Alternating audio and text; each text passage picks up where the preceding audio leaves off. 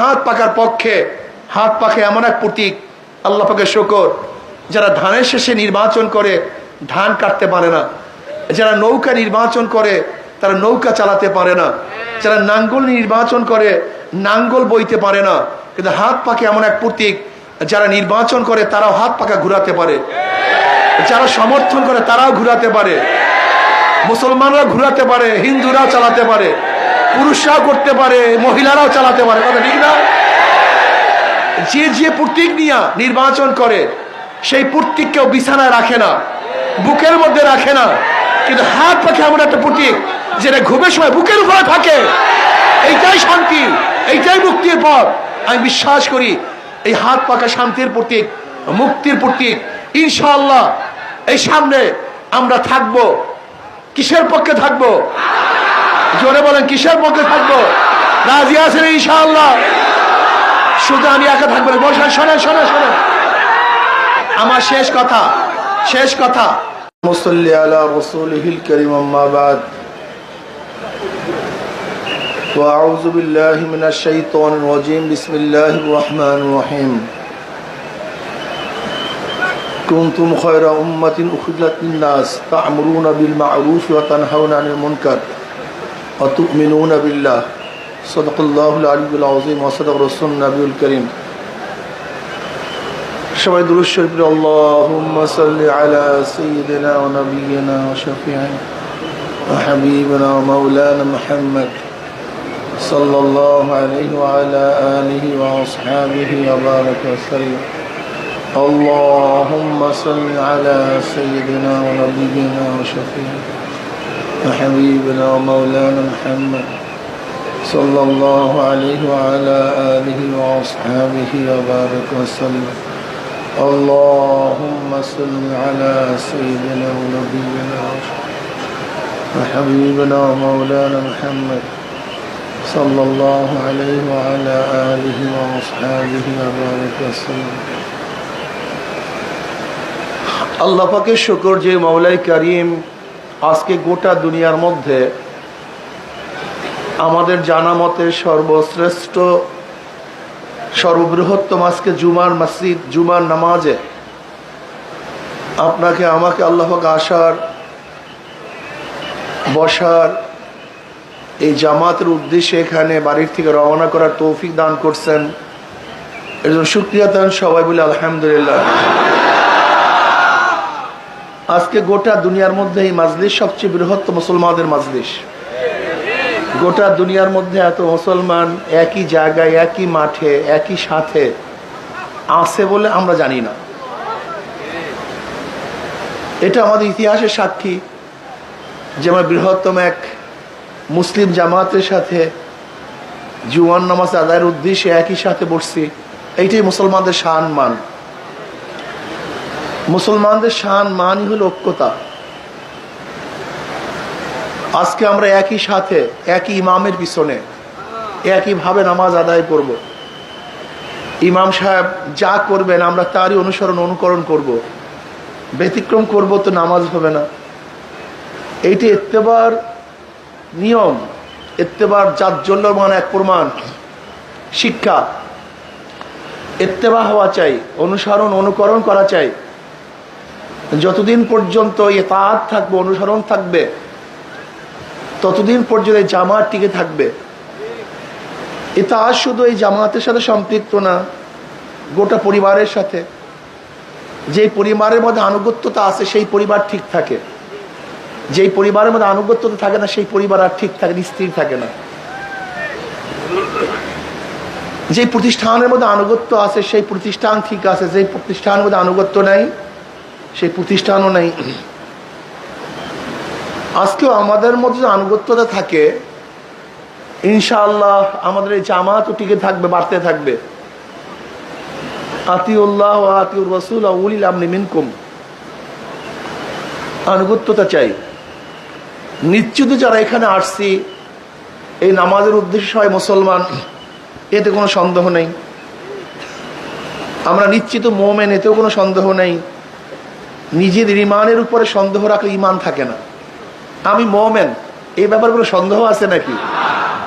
নিজের ইমানের উপর সন্দেহ রাখলে ইমান থাকে না। যদি আমি মনে করি আল্লাহ কয়জন, এই ব্যাস ইমান নেই।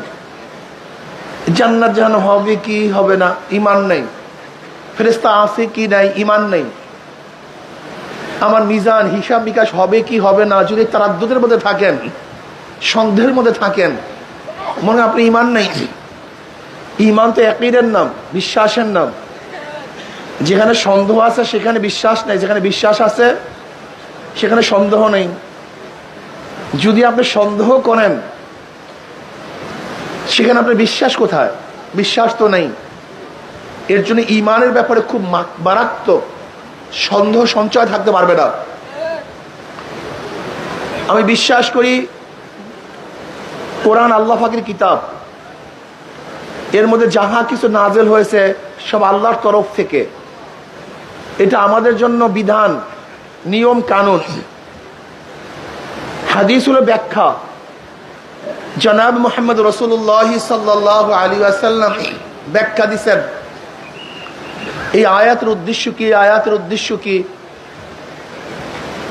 এর জন্য আম্মাজান আয়েশা সিদ্দিকা রাদিয়াল্লাহু তাআলা আনহার কাছে প্রশ্ন করা হয়েছে যে নবী আলাইহিস সালাতু ওয়াস সালামের চরিত্র কি, আখলাক কি, আপনি বয়ান করেন। তিনি বললেন, তুমি কি কোরআন পড়ো নাই? বলছেন পড়ছি তো। খুলুকুল কোরআন।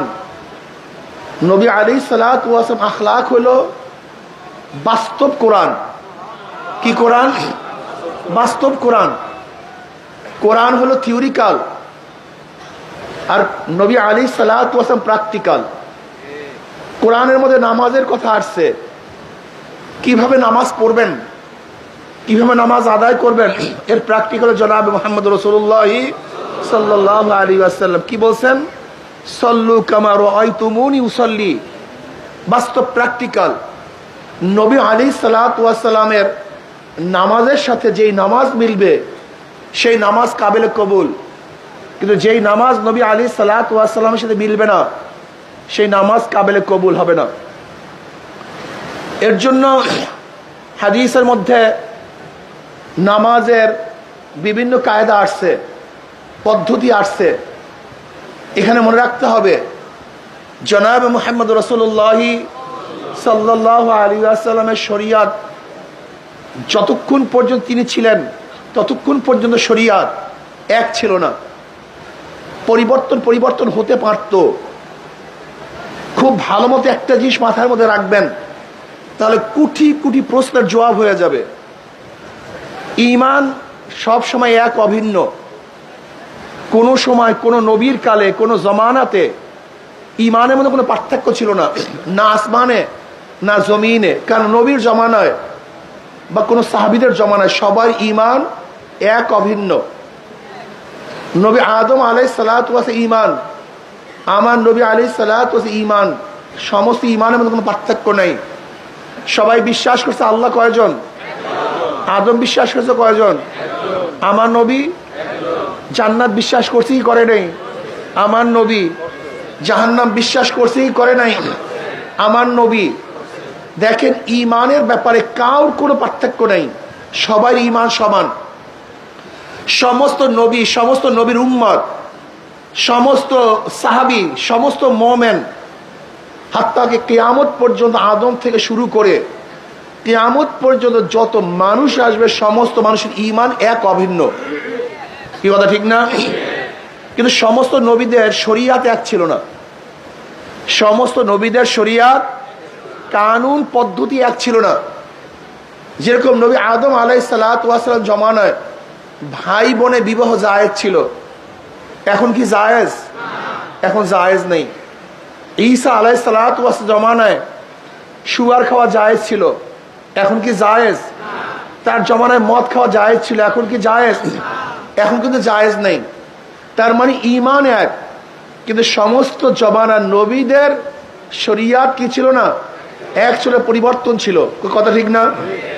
ঠিক শরীয়তের মধ্যে যেরকম পরিবর্তন হয়, একই শরীয়তের মধ্যে পরিবর্তন হয়।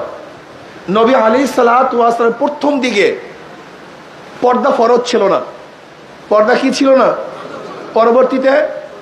এখন কেউ যদি মনে করেন নবী আলাইহিস সালাতু ওয়াস সালাম